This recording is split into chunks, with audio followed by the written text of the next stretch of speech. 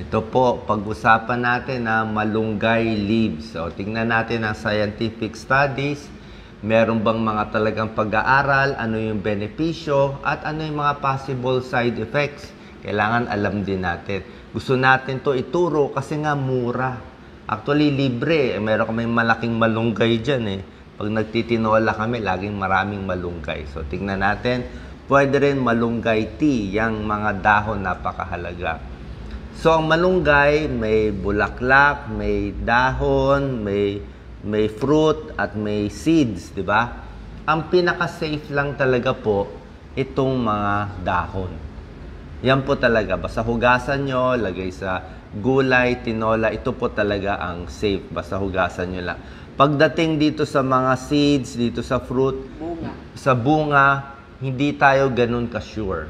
Okay? Kasi nga hindi ganun karami ang pag-aaral. Wala talagang evidence-based. Pero pag sa buntis, nagpapa-breastfeed, hindi pinapayo itong mga iba.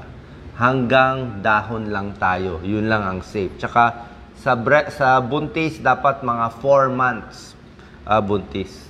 4 months pregnant, hindi yung first trimester. Tulad na sinabi ko, sabi nyo, gulay lang, dahon lang yan. Lahat ng bagay po, pinag-aaralan, hindi rin pwede sobra. Meron nga mga halaman na mga toxic din, di ba? Pero anyway, ang malunggay, marami siyang benefits. Doon muna tayo sa benefits bago doon sa possible side effects. Marami siya talagang vitamins and minerals. Talagang siksik, liglig siya. Mataas siya sa protein. Okay, hindi siya karne, hindi siya isda, pero marami siyang protein. Diba? Marami siyang vitamin A para sa mata, beta-carotene. Marami siyang vitamin B, B2, B6 para sa nerves. Basta green leafy vegetables, maraming vitamin B. Pero compared sa ibang green leafy vegetables, medyo mas marami siya, mas concentrated. May vitamin C din siya, may iron siya. Napakaganda. Iron, pampadami ng dugo. Hindi pang high blood, actually, nakakababa pa nga ng blood pressure to eh. Baka makababa konti. Pero kailangan natin sa mga anemic, pwede yan, iron. May potassium din siya at may magnesium din siya. So, marami siya talagang vitamins and minerals, pampalakas. Okay? So, yan. Vitamin A, vitamin C, may iron, may calcium pa siya para sa buto. Yan, tapos may protein pa siya. At mataas siya sa fiber. Yan ang gusto natin. Pag mataas sa fiber, maganda sa tiyan. Mataas sa fiber, nakakababa din ng cholesterol. Diba? Bukod sa vitamins and minerals, marami pa siyang antioxidant. Ngayon, itong mga antioxidant, wala naman talagang 100% sure. Tulad ng sinabi ko, hindi naman talaga pinag-aralan to ng evidence-based tulad ng mga tinuturo ko sa inyo sa losartan, amlodipine, na pinag-aralan sa libo-libo ng 5 taon. Ito po hindi. Pero yung component niya, pag inanalyze, may vitamin C siya, may beta-carotene siya, meron siyang quercetin, meron siyang chlorogenic acid. Lahat to antioxidant.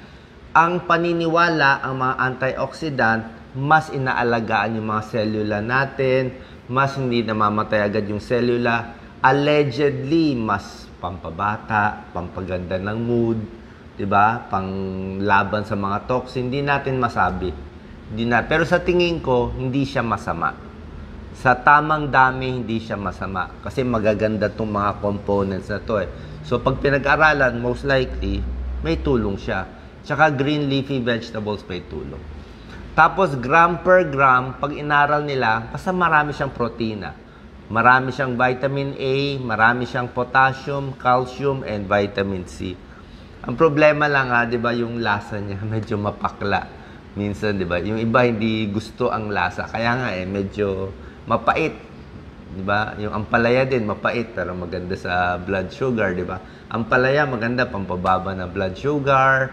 May tulong yon. Okra, okay din. At malunggay, okay din. Good for diabetes.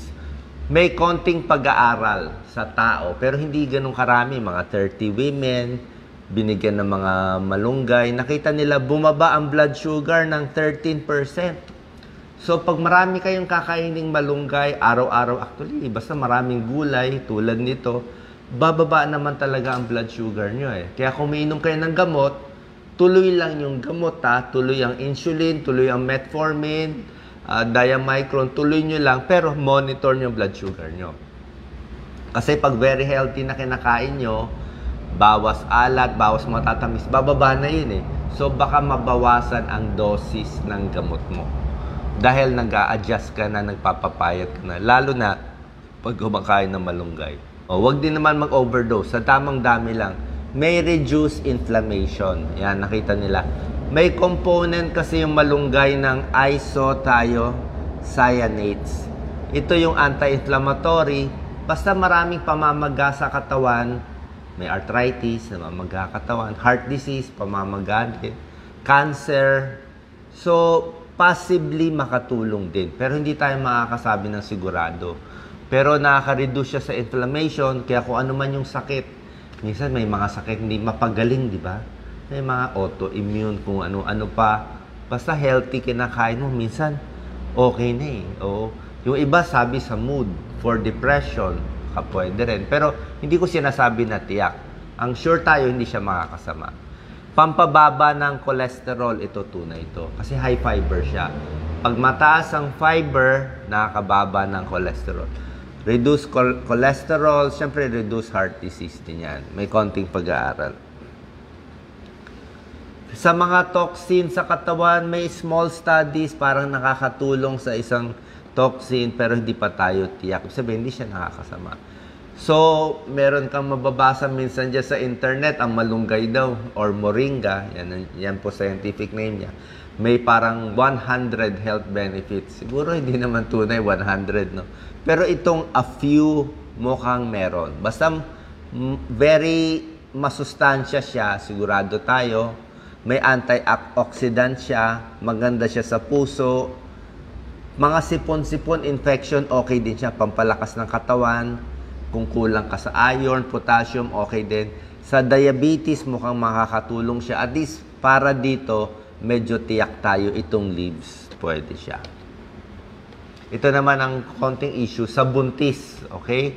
Sa buntis, wala talagang pag-aaral. Pero yung mga dahon, yung mga leaves, pwede naman pag 4 months na, second trimester, pag 4 months ng buntis, pataas. Pero first 3 months, hindi natin sure.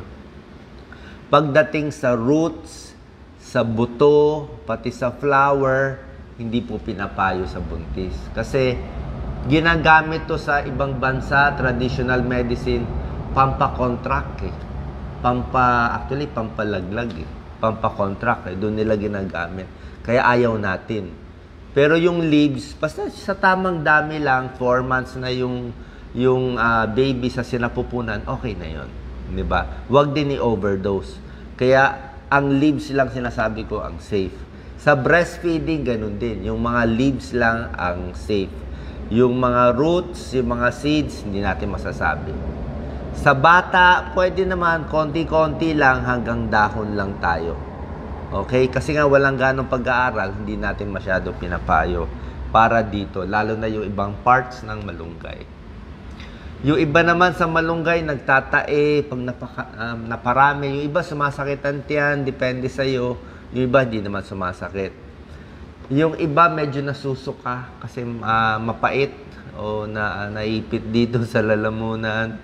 Ayan, tulad na sinabi ko sa pregnant and breastfeeding, hindi tayo sure, kaya iwas na lang sa ibang parte. Pero yung leaves, pwede naman. Hugasan lang maigi. Pag umiinom ng ibang gamot, let's say umiinom kayo ng pampalabnaw ng dugo. Actually, ang mga gulay, usually, pampalapot siya eh. Mas nagabubu yung dugo. Kaya baka lang magulo konti yung dosis mo ng warfarin. Paalam lang sa doktor. Pwede naman kumain. Wag lang yung sobra dami, ha? Lahat ng bagay, wag sinosobrahan. Tulad na sinabi ko sa inyo, marami na siyang vitamins and minerals. Pag sinobrahan mo kasi, hindi rin maganda. Pag uminom ng diabetes medicines, okay lang. Tingnan nyo kung bumababa blood sugar nyo. Uminom ng gamot sa high blood, pwede lang. Tuloy nyo lang yung gamot sa high blood, yung malunggay. Tingin ko, hindi naman ganong gagalaw yung blood pressure. Tuloy-tuloy pa rin. So, yan po. Ang safe lang itong mga leaves. Hugasan maigi, libre pa. Ito lang mga roots and mga buto-buto, mga bunga, medyo hindi tayo ganun ka-sure.